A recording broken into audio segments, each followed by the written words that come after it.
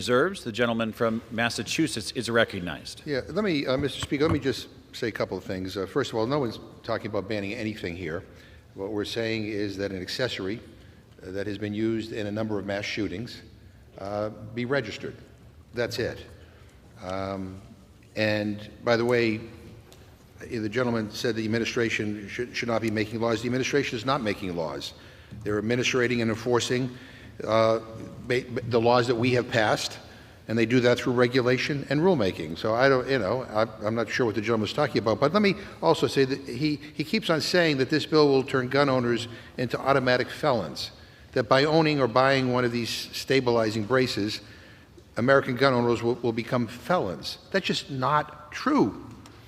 And by the way, I should tell the gentleman, someone has to be convicted of a crime in a court to be a felon. And let me give him an example, one that he might be able to relate to.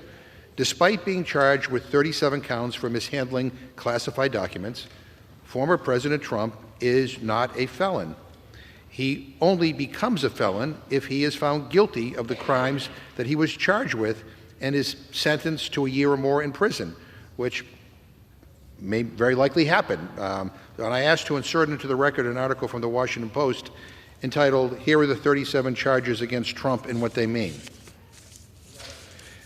And Mr. Speaker, before I yield to our next speaker, I just have to say, we heard a lot of words from the gentleman and from other Republicans who speak on these issues. But you know what we don't hear?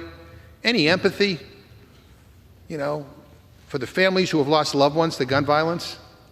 I mean, I began my opening remarks by citing examples of how this accessory was used in mass shootings. Children, mothers, fathers, grandmothers, grandfathers lost their lives, were murdered. Police were murdered. Not even any empathy, no acknowledgement that this is a terrible tragedy. Yeah, I mean, all we hear about is don't take away my toys. Don't interfere with my hobby. You can't register any of these things. I think people are so sick and tired of where our priorities are. People are sick and tired of having the National Rifle Association and all their money dictate what our policy should be on guns.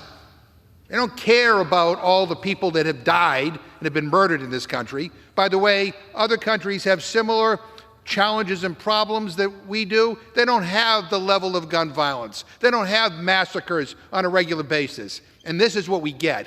Enough. Mr. Speaker, I yield 2 minutes to the gentleman.